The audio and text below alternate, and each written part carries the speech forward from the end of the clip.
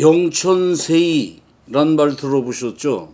왕이 되달라는 말을 듣고 개울에 귀를 씻었다는 말인데, 중국 요나라 임금이 자기 아들은 나라를 다스릴 제목이 아니라고 생각을 해가지고 학문 깊고 정의로운 선비 허유를 찾아가서 천자 자리를 받아주시오 합니다.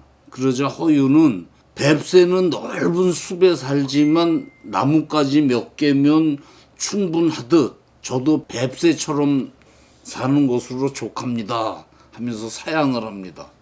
왕이 다시 그럼 정승이라도 맡아달라고 하자 허유가 거절을 하고 왕이 떠나자 내 귀가 더러워졌다면서 개천으로 가서 귀를 씻습니다. 그때 친구가 소한테 물을 먹이러 개울로 오다가 귀를 씻는 그를 보고 여보게 그 귀 떨어지겠네. 웬 귀를 그렇게 씻어대는가? 그러죠. 허유가 글쎄 임금이 찾아와서 나더러 왕이나 정승이라도 맡아달라고 하기에 그 말을 들은 귀를 씻는 중이네. 그러자 친구는 그 더러운 말을 들은 귀를 씻은 이 물도 더러워졌을 테니 이러면서 황소를 그 위로 몰고 가서 물을 먹이고 했다는 얘기입니다. 선비가 정치 노름파는 부질없다 여겼던 것 같습니다.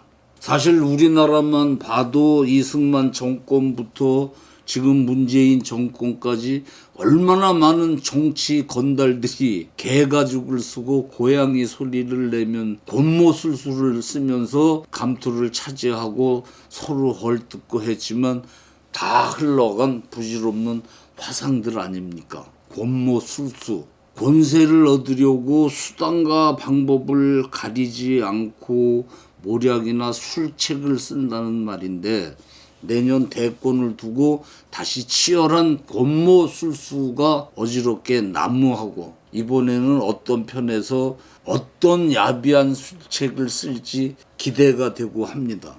지금 좌익편은 이재명, 우익에는 윤석열이 나서서 각축전을 벌이는데 윤석열이 박근혜 탄핵에 가담했다고 유는 문재인 풀악시라는 둥 우파끼리도 또 편이 갈라져가지고 쌈질을 하고 고리 시끄럽습니다. 이러다가는 우파가 정권 교체 못할 것 같아요. 그 한 줌도 안 되는 우파끼리 또 원죄가 어떠니 이러고 쌈질들을 하고 있지 않습니까? 이재명이 대장동 부동산 게이트에 걸려들자 우파 쪽에서는 올커니 제대로 걸렸네 물고 늘어지고 이재명은 뱀장어처럼 빠져나가려고 그러고 있습니다. 좌익 쪽에서 가난한 집안 이재명이 성실하게 공장 다니다 검정고시로 어렵게 대학에 가고 사법시험에 합격해서 정의로운 변호사가 돼가지고 가난한 이들을 위해 바른 정치인이 되었다고 선전을 하는데, 나는 이재명이 가난했다는 말에 수긍이 안 돼요. 이 사진을 보고 이게 이제 80년대 이재명 집이라는데 2층 양옥집이에요. 이런 집을 지닌 청년이 무슨 흙수저입니까? 친형을 정신병원에 집어넣었다는 소문이 돌고 어느 여배우에게 총각 행세를 하면서 불륜을 저지르고 그런 풍문이 돌고 그러는데, 저는 그 형수 생식기를 확 찢어버린다는 입에 담을 수 없는 쌍욕을 그 소리를 듣고, 이 작자는 집안이 가난해서 학교를 못 다닌 게 아니고 동네 뒷골목에서 양아치 짓을 하려고 놀다가 철이 들어서 검정고시에 간신히 붙어가지고 대학을 다니다가 이 좌익 무리든 출세욕이 강한, 임기응변에 강한 그런 종자가 아닌가 생각하게 되었습니다. 확 찍는다는 소리를 듣고, 지금 이재명이 대권 후보가 될 수 있었던 것은 성남이라는 특별한 지역이 있었기 때문입니다. 성남은 청계천 면에 형성된 70년도에 그 무허가 판자촌을 정비하면서 그곳 사람들을 경기도 성남에 이주시켜가지고 여기가 빈민가로 시작한 지역인데, 어느 틈에 종북 좌익이 이곳을 장악합니다. 지금 통일부 장관 이인영 아시죠? 주사파라는 그 종자 장인 이해학 목사가 처음 이곳에 와서 주민교회라는 개척교회를 차리고 정차 전도로 세력을 구축하는데 이해하기 누군가 하면은 박정희 유신을 반대하다가 15년형을 받고 1년 반 만에 이제 추록을 해가지고 그 다음에 또 민주 구국 선언문을 유포하다가 긴급 조치로 체포돼가지고 3년간 옥살이를 한 인물인데 성남 빈민들을 대상으로 신용협동조합, 생활협동조합을 만들어가지고 수천 명에 이르는 활동가를 양성하면서 야간학교, 실업대책위원회, 노동조합, 성남민주항쟁기념사업추진위원회 이런 걸 만들어가지고 또 전국 민족민주운동연합 전민연이죠. 조국통일위원장, 조국통일범민족연합 남측본부, 범민연 집행위원장을 하는 등 지금까지 환경운동에서 대한교육운동까지 다양한 분야에서 활동 영역을 넓히면서 또 북한하고 범민족 대회를 연다면서 독일 베를린에 가서 북한 실무자를 만나고 하다가 국가보안법 위반으로 1년 6개월 감옥살이를 하고 성남을 좌파 도시로 의식화시킨 성남의 붉은 대부 그가 이해학입니다. 이인영 통일부 장관 장인이죠.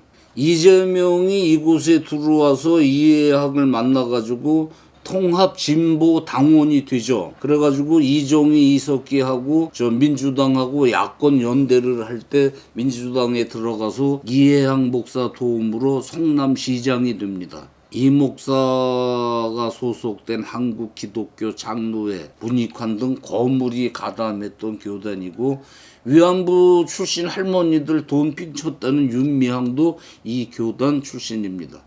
2021년 이재명이 본격적으로 정치판에 뛰어들 때 이해학 교회에서 촛불 100년 이 사람 이란 이름으로 이재명 정계 진출을 지원하는 전국 청년 조직 발대식이 벌어졌는데 이 자리에서 이훈삼이라는 목사가 이 지사가 시민활동 중 수배자가 돼서 숨어 지내던 곳이 바로 이 주민교회고 처음 정치인이 되겠다고 뜻을 품은 곳 또한 바로 이곳이라고 밝혔습니다. 전향한 장기표 씨가 이재명 경기도지사가 경기동부연합과 긴밀히 엮여 있고 종북 정권 2기를 원하는 북한이 지금 사실상 이 지사를 지원하고 있다는 주장을 했습니다. 이재명이 하고 긴밀히 엮여 있다는 경기동부연합이란 조직은 현재 한국에서 가장 강력한 좌익 세력입니다. 이 조직은 이석기 등이 지하조직 민혁당으로 시작을 했는데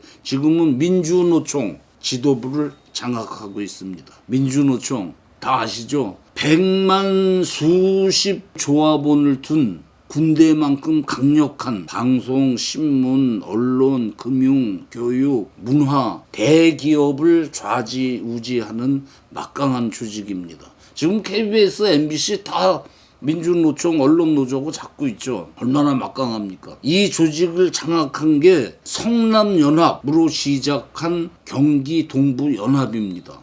지금 이재명을 호위하고 있는 광주 전남연합도 범경기동부연합이라 부를 정도로 경기도와 전라도가 한 통속이 되었습니다. 이 조직의 구심점이던 이석기는 그 전남 목포 출신이죠. 한국외대 용인 캠퍼스를 졸업하고 북한 지령을 받아 활동하다가 박근혜 정권에서 체포돼가지고 지금 복역 중입니다.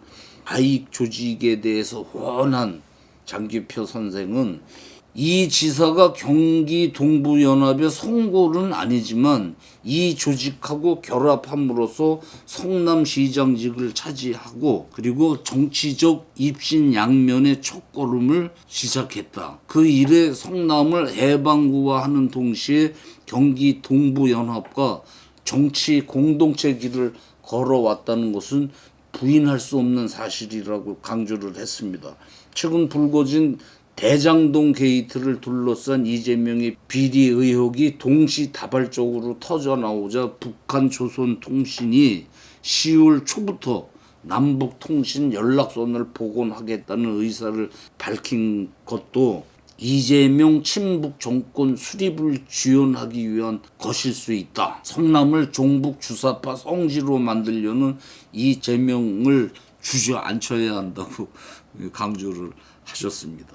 박근혜 정권이 통진당을 해체한 후 침체기에 빠졌던 경기 동부연합은 문재인 정권 들어서 민주노총 위원장 양경수, 그 산하 택배노조 위원장 진경호 등을 배출하면서 세력을 다시 확대하고 있는데, 또 다른 전문가는 경기 동부연합의 성향이 주사파라는 것은 충분히 알려져 있지만 이 지사는 선거를 앞두고 이들과 합작했고 연합은 이 지사를 징검다리로 세력을 확장할 기회를 얻게 된 것이다, 이렇게 분석을 합니다. 집집마다 방문해가지고 실업자가 있으면 아유 어떻게 해요, 뭐 헌신적인 노력으로 성남의 민심을 얻었, 그 기반에 이제 이재명이가 성남시장도 되고 그게 확대되면서 경기도 지사도 되고, 이런 조직이 경기도와 전라도에서까지 서울에서까지 드러나지 않게 여론을 형성하고 이재명을 돕고 있다는 것이죠. 저는 윤석열 캠프에서 경기 동부연합과 연료를 공격해야 효과적이다, 이렇게 생각을 하는데, 지금 종북을 거론하면 색깔론이라면서 국민이 외면을 해요. 그건 뭐 철진한 또 색깔론을 뭐 이러면서 서서히 끓는 냄비 속 개구리 같은 국민이 된 것이 아닌가 싶습니다. 한국 정권 교체 내년 대선에 가능하겠습니까? 감사합니다.